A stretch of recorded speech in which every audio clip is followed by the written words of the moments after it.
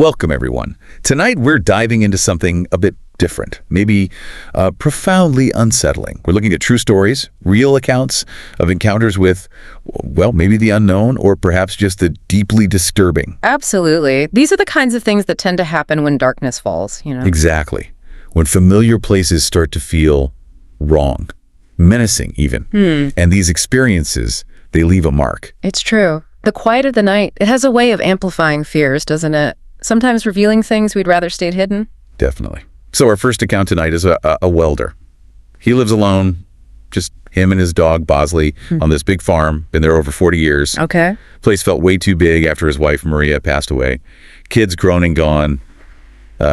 Cancer took Maria. So yeah, just him and the dog. He got into the habit of taking these late night walks. Said he liked the stillness, made things feel simpler. A way to cope, maybe? Clear his head? Right. So one night, long day, he's heading back from his shop towards the house on one of these walks, and he glances up. Second story window. It was their old bedroom, his and Maria's. A room he hadn't really touched in years. But just for a second, he saw movement. Movement. Inside the empty room. Yeah.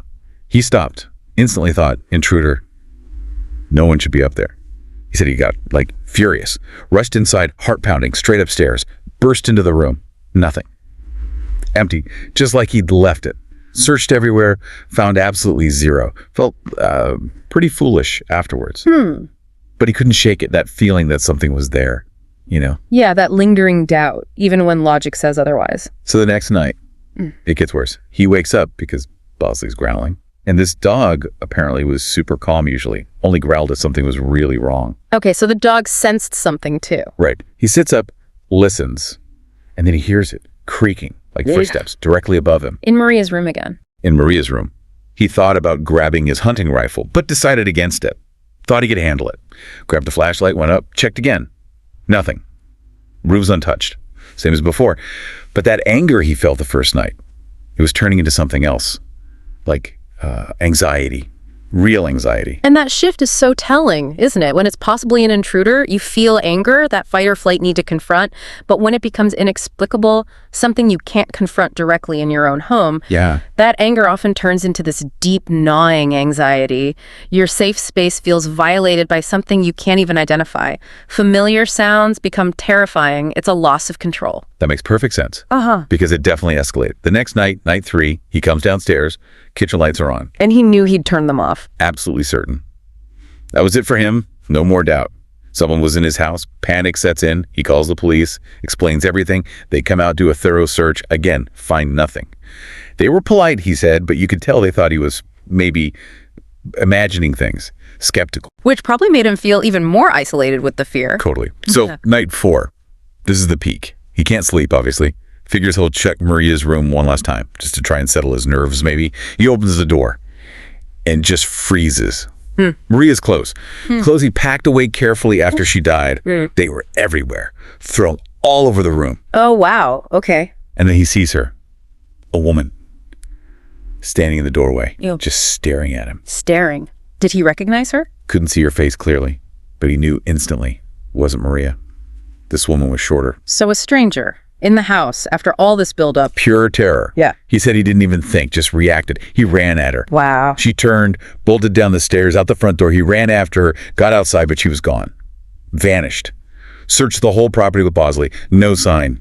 Nothing. That must be profoundly terrifying. After days of uncertainty, whispers, creaks, suddenly a tangible encounter. It validates all the fear, but in the worst possible way. Oh, absolutely. And the effect. Devastating. Months, he couldn't sleep properly, always on edge, hearing footsteps. Started sleeping with his rifle next to the bed. Understandable. And it didn't fully end there. One night, later on, he sees her again. Just a silhouette out in the yard, looking through the window. Right at him. Oh, no. Art stopped, he said. Grabbed the rifle, Bosley right there with him.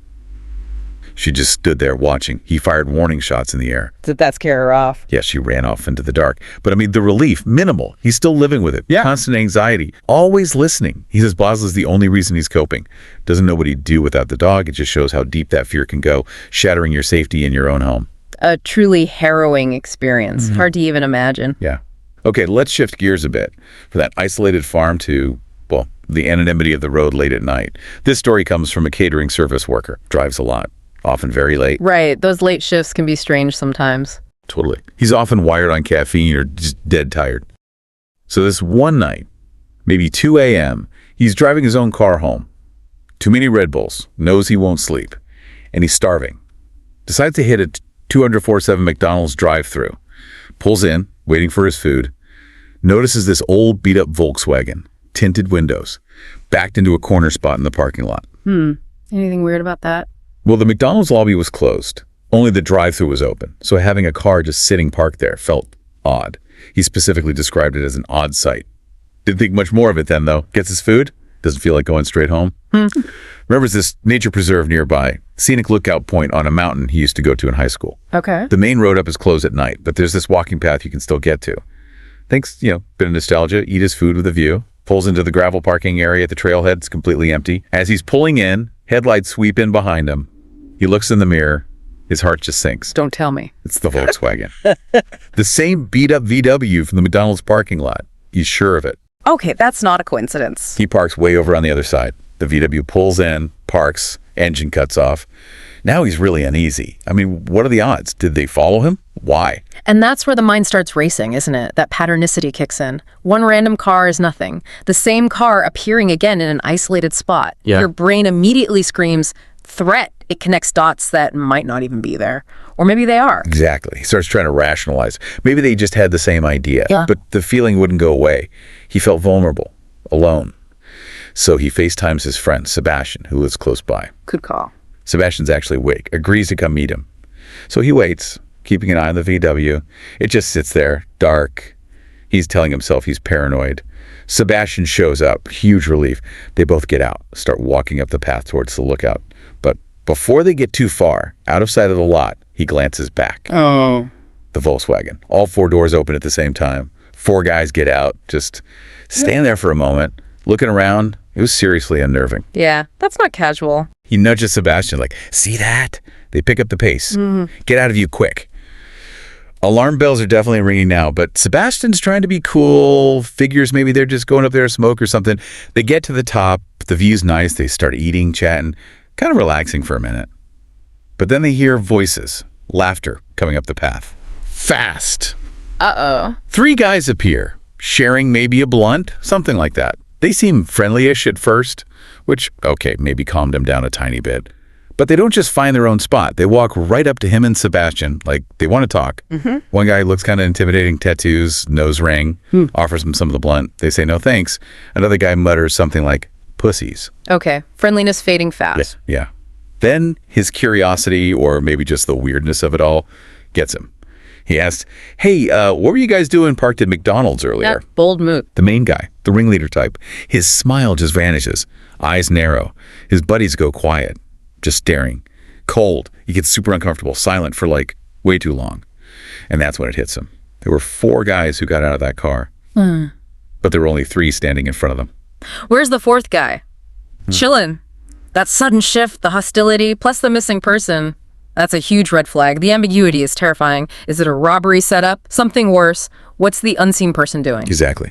He was thinking, we need to get out of here NW80. The ringleader finally breaks the silence, pulls up his hoodie. He's wearing a McDonald's uniform shirt underneath. What? Says, just got off work, man. We come here to smoke after. Yeah. An explanation, kind of, but it still felt wrong. Terribly off, he said. He could tell Sebastian felt it too. They muttered something like, okay, well, we're heading out. They grab their stuff, start walking quickly down the path. As they're heading down, Sebastian suddenly grabs his arm, points into the trees beside the path, half hidden in the dark. The 4th guy.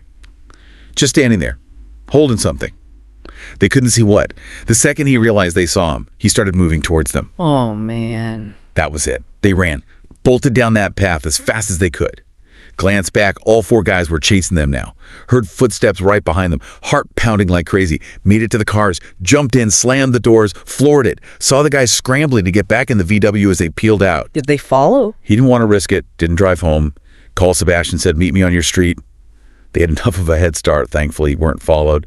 Met up, still shaking, wondering what the hell that was. Robbery. Worse, Sebastian had actually managed to snap a quick picture of the guys up top. Smart thinking.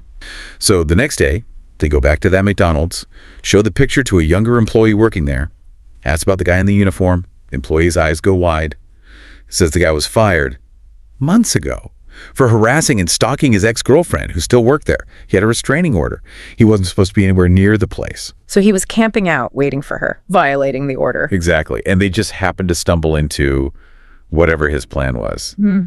The realization that they weren't followed by chance, but by this like unhinged guy with a motive, deeply unsettling. He hopes the police caught him. Hasn't been back to that McDonald's or the preserve since. Wow. That shifts the whole encounter into something much darker, not just random creepiness, but targeted obsession they got caught up in. Right. Okay, one more for tonight. This one shifts again from that kind of targeted pursuit to, well, a place that's already got a creepy vibe. Yeah. Exploring abandoned places. Ah, the classic setting. This comes from someone who grew up near Philadelphia, in Ardmore, Pennsylvania. Said exploring abandoned buildings was just what they did as teens, their main spot. An abandoned church in Norberth. 198 Elmwood Avenue. Already creepy looking, apparently. But it was the go-to for late-night thrills. Always seems to be one of those places in every town. Seems like it. So one chilly fall night, there are 6 of them.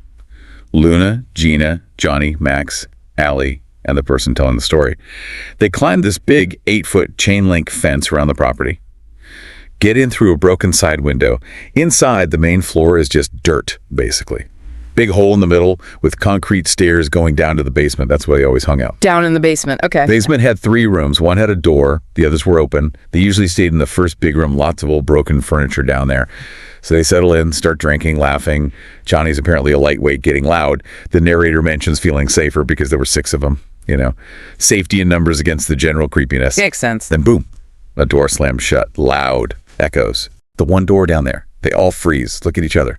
Nobody was near it. And almost instantly, Luna, Gina, and Johnny just bolt, sprint up the stairs, out of there, gone, leaving the narrator, Max, and Allie behind. Now, these 3 apparently consider themselves the fearless ones of the group, but even they were shaken up, heart-pounding, narrator admits. But still, trying to play it cool, maybe it was the wind. Draft. That split is classic, isn't it? The sudden noise, the group dividing, it instantly ramps up the tension for those left behind, takes away that safety net and forces them to confront whatever it was. The mind starts racing to explain it, and threat is often the default in a place like that. Absolutely. So after a moment, just silence. These 3 decide, okay, let's check it out. Curiosity, maybe stubbornness. They cautiously push open the door that's slammed.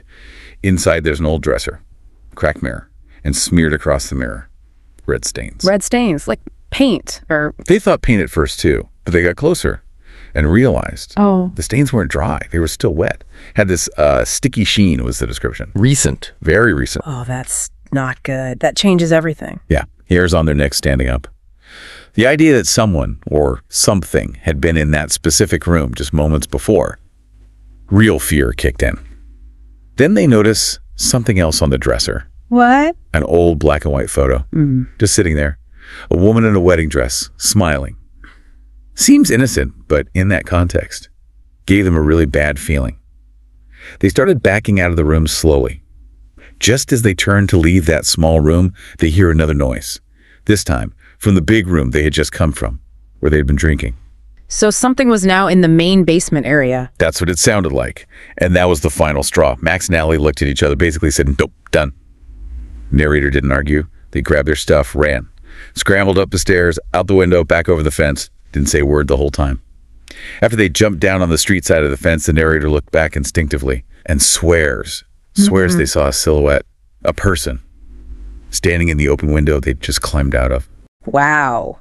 That final image, seeing someone in the window after escaping, that solidifies the fear, doesn't it? It moves beyond ambiguous sounds and sticky stains to a potential definite presence.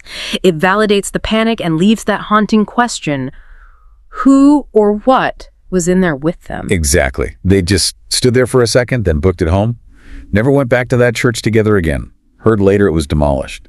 The narrator still hopes maybe their minds were playing tricks. Maybe the silhouette was just shadows. But they don't know. Glad the others were there, though. Might have doubted their own sanity if they'd been alone. That shared experience becomes crucial validation, even if it's terrifying. These stories tonight, they really hit on that unsettling idea, don't they? How easily the ordinary, the familiar, your home, a late-night drive, even a known hangout spot can suddenly become terrifying. They really do. They challenge our basic sense of safety, our understanding of reality. They highlight how our minds try to make sense of the inexplicable, sometimes latching onto patterns, sometimes maybe perceiving something genuinely other. These unexplained moments linger. Makes you wonder, doesn't it? What might be lurking just out of sight, just beyond what we normally perceive? What waits in the shadows when things get quiet? Well, if you found these accounts as chilling as we did, please do remember to like, share, and subscribe to our channel, Horror Docs. We'll be back with more unsettling stories and deep dives into the unexplained. Until next time, stay vigilant out there and, sweet dreams, if you can manage them.